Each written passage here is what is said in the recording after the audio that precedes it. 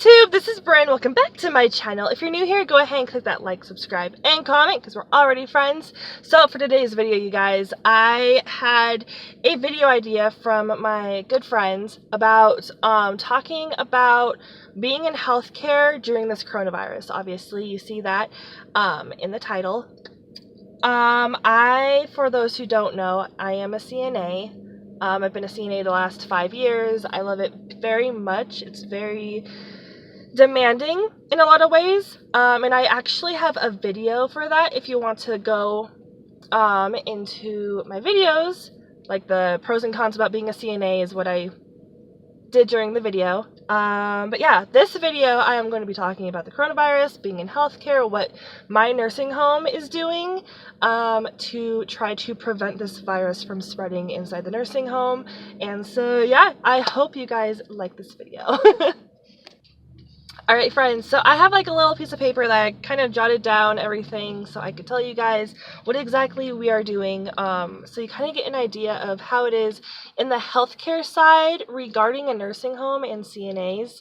Obviously, you know, hospitals are much different, everywhere is much different, but this is strictly kind of like what we're doing to protect ourselves and our grannies and grandpas that we take care of, inside a nursing home. So the first one we do is we go in and out one door only. So in a nursing home, there's many entrances. I actually primarily work in the Alzheimer unit. I love using the back door entrance, which isn't even an entrance, it's a locked door, and there's 2 locked doors I go in, and that's usually how I go in. Now I have to go way across the building to like go in and out, which is kind of a hassle. But yeah, we all go in one door only. If we have any deliveries, if we have phlebotomists who come in, draw labs, doctors, anyone who comes in our building needs to go through those doors and do a questionnaire. So the second thing, we do a questionnaire. So we have a piece of paper, we have to write down our names, what we do there, a questionnaire about like, you know, have we been around people who potentially have coronavirus, or are you coughing? Do you have a temp? We have to also take our temps. We also have to put sanitizer on before we enter the building officially. We also have to do sanitizing wipes and wipe down our phones every single time we go into work. It's kind of annoying, but that's what everyone has to do. Everyone has to do that in order to go into the building. But on top of that, we also have no visitors. So we're not taking any visitors, like no family members are supposed to go inside the building at all, because we don't know where that visitor, and I think that is included with like hospitals and stuff too right now, is, you know, they're taking no visitors. So if you have a loved one, unfortunately you can't see them. I've already seen like family members on Skype trying to talk to their family members, or like phone calls, but unfortunately they're very much cracking down on the whole coronavirus. We don't want ourselves to get infected. We don't want the people in the nursing home to. I actually saw, I think on Facebook, of like a nursing home that had like 100, like a little over 100 like staff members or people or something, like infected, like test positive for coronavirus, and I cannot even imagine my nursing home to do that. And it's already hitting close to home because there's a nursing home about like 15-20 minutes away from here who tested positive. The staff member did, and I think an old woman did, and that old woman actually passed away. So it definitely, and I don't know if there's any more cases at that nursing home, but that hits close to home, you guys. I am trying to take care of myself for the people I'm also around. So yeah, no visitors. We don't know where they've been. Okay. Another thing that we're doing is like for mealtime, you guys, the whole distancing rule. That's what we're doing. That's what we're trying to do at the nursing home. So there's no activities, which is unfortunate. During mealtime, right now they're trying to do like 1 or 2 people per table, and the rest of them they have to eat in their bedrooms. That's the safest thing, you know. We don't know, if a phlebotomist came in, took someone's blood, she already had it, but she said, like, she had no symptoms, and then, like, all of a sudden the person has it, their roommate, it continues, it's like a wave. It just continues, and it's really unfortunate. So we definitely have to prepare for this. So it's really sad to see. It really is. But yeah, we have to take care of our old people at the nursing home. What my work is doing. So I work in the Alzheimer unit primarily. So there's 17 residents back there. And I love them so much. But we also have 6 other halls. So we have 3 halls in our rehab units, and then one of them, they're doing it primarily for new patients coming into the hospital or from the hospital. So people from the hospital going to our rehab unit recently, or people who potentially will test positive or have symptoms of the coronavirus. They're also going into that one hall. And I think what they are doing with that hall is they're going to have certain people all the time go and take care of those residents and patients on that hall, which I think is very smart. I think it's very smart. So really, all of that, that's what we're doing at the nursing home. So now I'm going to kind of talk about, like, my family.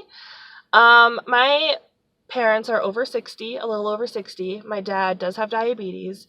So taking care of myself, hand washing is super important, staying away from people is super important, not having to go to the store when you're bored, which is what I usually do. What I usually do is I just go to Walmart because I'm bored in the middle of the night or bored, and I'm just like, oh, Walmart. There's so much things at Walmart, right? Do not do it. Like, don't be like me. But yeah, I've definitely only once a week, if you need something from the store, get everything you need just once a week. And that's what they're also asking you. And yeah, what my dad is doing, which is smart, is, like, we have to take off our shoes because we don't know where our shoes have been, if they have any viruses, in the garage before we enter the house, and then we have to take a shower, which is smart as well because we don't know what's on our clothes, we don't know what's on our skin, we don't know if we've been around that as soon as we got home. And honestly, I think that's really smart because it is known for staying on your clothes. It is known for staying on surfaces up to a few days. So that's why, like, disinfectant is very popular and very important. But yes, you guys, go ahead. If you can, wash your hands all the time. I know there's no masks, like, everywhere has them sold out and stuff. And there is a lot of, like, oh, is the mask actually going to help me? Is it not going to help me? Is it not? It's not as effective as the mask that you get in the hospital. It's not, but it's better than nothing. There is, like, something in a shield in front of your face, and everyone says, like, if you have it on your hands, if you're sick or whatever, and it goes into, like, your nose, you're breathing it into your mouth, that's how you get sick. So definitely a mask does save you from both that and the people who are sick around you who potentially have it, who could give it to you. So a mask I've been thinking about getting. There's so many people who are making cloth masks and donating them. It's all over the news, all over social media that people are doing this, and I love those people so much. Like, they're also superheroes. Like, they always say, like, everyone says, like, the nurses and CNAs and healthcare staff and, like, the truck drivers and, like, essential people are, in fact, like, actual essential people are, in fact, like, superheroes, like, trying to, like, still make this world, this, like, country keep going, But really, like, it's the little things. It's the little compassionate pieces that also hold everything together. And, like, those people I love so much. I was thinking about getting one of those masks. I was talking to a lady, and I probably should. But obviously that wouldn't do really much. I can't wear them at my work. I mean, I can, but it's not I rather use like what I use at work, if anyone was sick or infected or anything like that.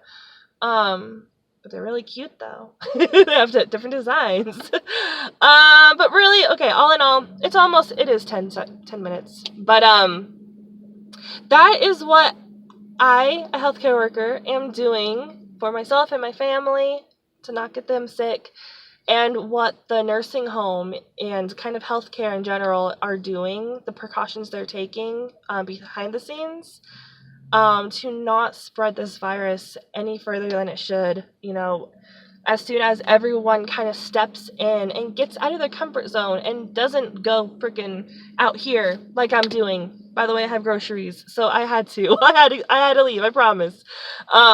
You know, the better, because we have to kill this virus somehow, and it does take all of us. You know, it is kind of a big deal, and, you know, even though you're not, you know, in fact, affected by it currently, or like a family member, or your best friends, or even your friends, I actually do know someone who I used to work with who I love so much, and she does have it, and she does have underlying issues as well, and she's doing okay. She's fine.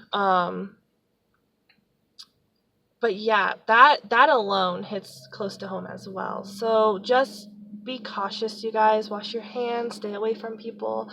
If you are in healthcare, let me know. Go ahead and comment below, like, what you do in healthcare. I actually recently became a phlebotomist, and yeah, I have CNA experience the last 5 years, so healthcare is important to me. I like taking care of people. I love being around people. And I want to see all you guys safe. So go ahead, just like, subscribe, comment. Hopefully this gives you an idea of what healthcare is doing with coronavirus. All right, you guys, stay safe, wash your hands, and I will see you later. Bye.